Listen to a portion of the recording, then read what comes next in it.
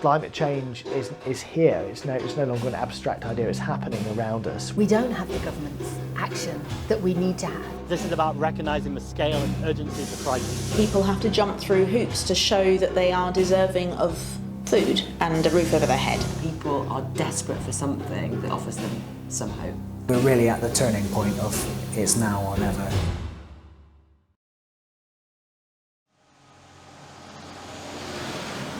In the months leading up to the 2024 general election, the Green Party prepared for their most ambitious campaign so far.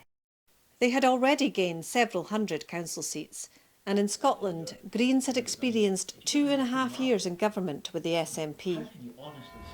In Parliament, however, they only had one MP, and under the first past the post system, the two main parties had a distinct advantage. But the Greens were determined to get more MPs. For them, it was more than a political contest.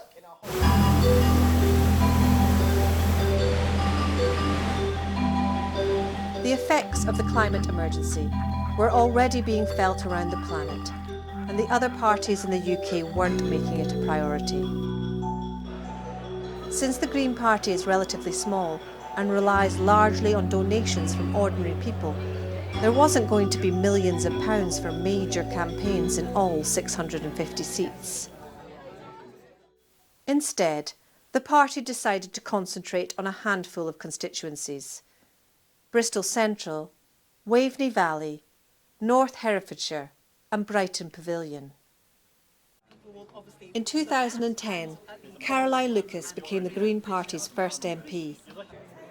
Then, in June 2023, she announced her intention to step down, leaving the party with the unenviable task of replacing her. Could they find someone with the commitment and experience? And if the people of Brighton didn't take to someone new, would they lose the only Green voice in Parliament? There was a distinct possibility that instead of having 4 seats in Parliament, the Green Party could end up with none at all.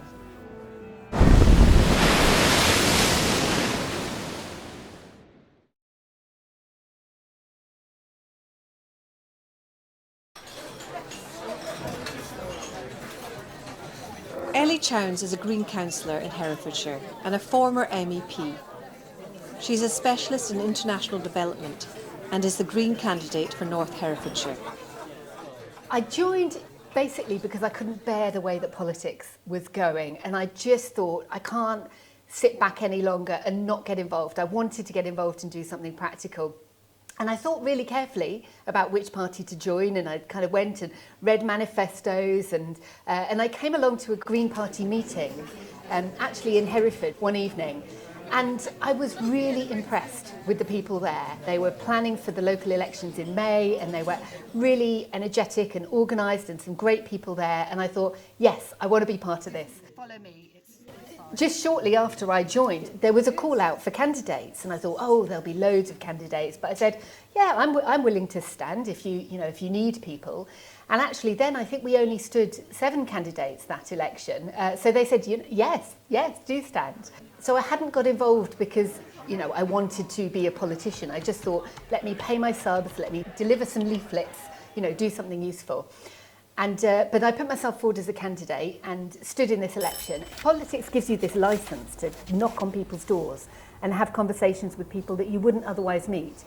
And you find so much in common, and it's such a positive experience overall. And so I just loved that. So that was the first time I stood for election, and I just carried on, basically. Ellie was aware of climate change as a teenager and thinks Britain's industrial past means we should be doing more to tackle its problems. It's not a fringe issue, and yet we don't have the government's action that we need to have. We literally in this country have a government that says, oh, we're doing fine. We can let's keep our general targets, but we'll get rid of any of the actions that we were going to take towards it. And that's a utter double think. Ellie's taken unpaid leave from her university job to do her bit. My being a candidate is a drop in an ocean, trying to kind of build that green wave, and everybody that I'm speaking to, asking them to vote for me, I'm asking them to be a drop in an ocean that helps to build that green wave.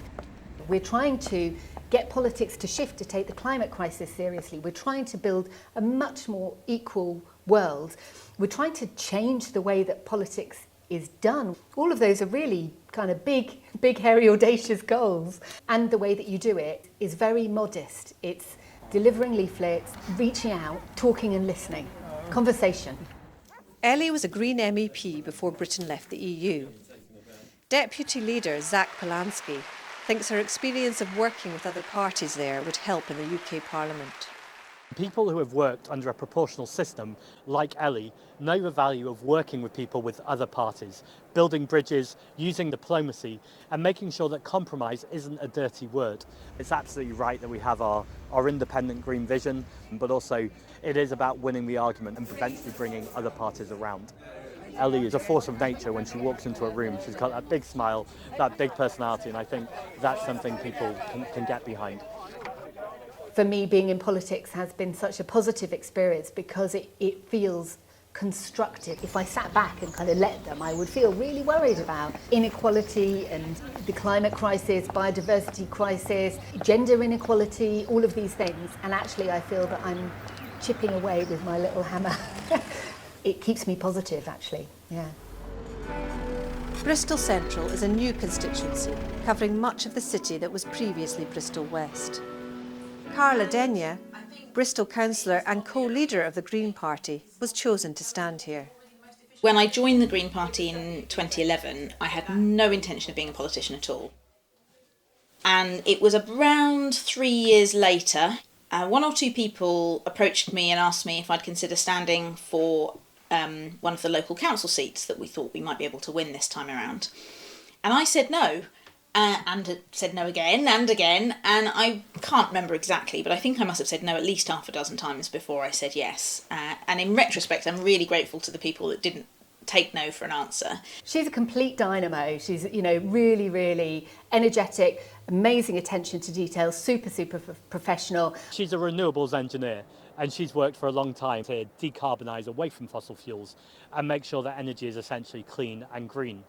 Through that work, she has realised time and time again that the barriers to renewable energy are not financial and they're not technical, they are political. I could be earning a lot more than I am now if I'd stayed in the engineering sector. My main motivation was making the country and the world a better place. And so I gave up my career in the engineering sector, even though that meant at the time about a 1/3 pay cut, because I really felt like I was only changing the world one wind farm at a time, and things needed to change much faster than that.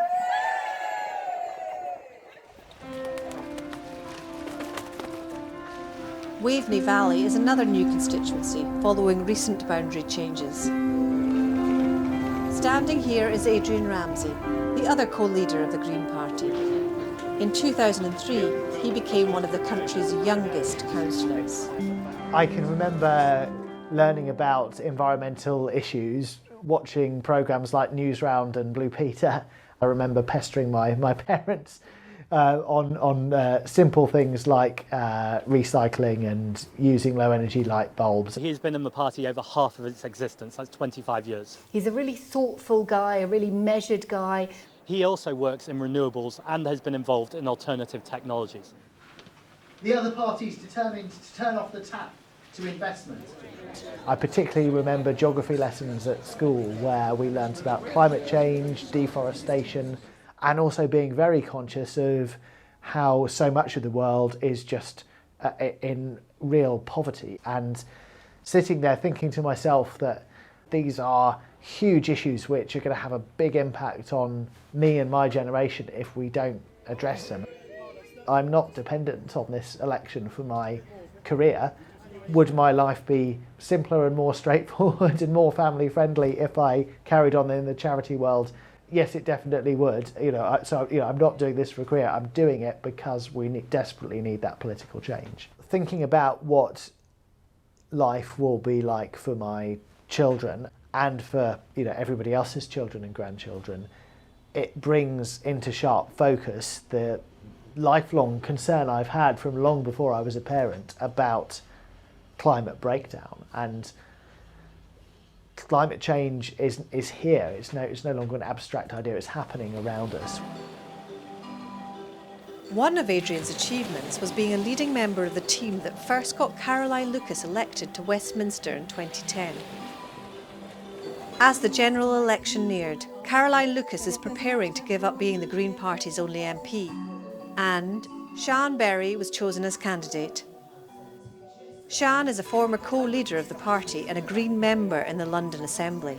I genuinely can't believe that now I'm nearly 50 and we are still in a position of having climate denial as being reasonably mainstream. It pops up on the mainstream media. Like a lot of politicians say, at one point you realise you need to do something because someone needs to sort it out, and if it's not you, then it might not happen. She's a super experienced politician in her own right. She's fantastically kind of warm and outgoing, and she really, really knows her stuff, really passionate about issues like housing, for example. I've worked every single day for the last few years with Sian Berry at the London Assembly, and I know how hard she works. I know how hard and seriously she takes policy, how she listens to communities, and also the smart way she works. When she stands up in Prime Minister's Questions Time, she is someone who will not take no for an answer. She's also really good at building relationships with other people in other parties. We have to do that at the London Assembly because it's proportional representation. But it's probably even more important in the House of Commons, where you have that kind of ridiculous oppositional relationship all the time where it feels like politicians are shouting at each other. I think Sian will bring her sense of cooperation and collaboration, actually, building alliances to essentially get what we need to be done. I really enjoy looking at the reasons for policy, the evidence behind policies.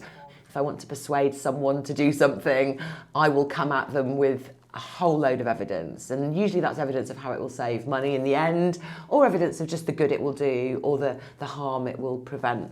And I think most politicians don't look as hard at the evidence. They rely on their preferences or their opinions for what things ought to be done, and that comes out of being a scientist. Sian grew up in the 1970s and 80s. Her parents both teachers, and life under Margaret Thatcher influenced her political direction. It was like austerity, but gone wild. So they didn't get pay rises. There were shortages of materials in schools. The buildings were all terrible and falling down. So I did grow up thinking that the Conservatives were bad. that was a very broad thing that I was very aware of. I was also, out in the news. I was aware of the miners' strike. I was aware of the rise of really predatory capitalism. So I could see that there was growing inequality and this wasn't fair. But I wasn't political. I just had, I think, probably quite a correct analysis of what was wrong with the world. And that includes, from my science side, what was going wrong with climate change as well.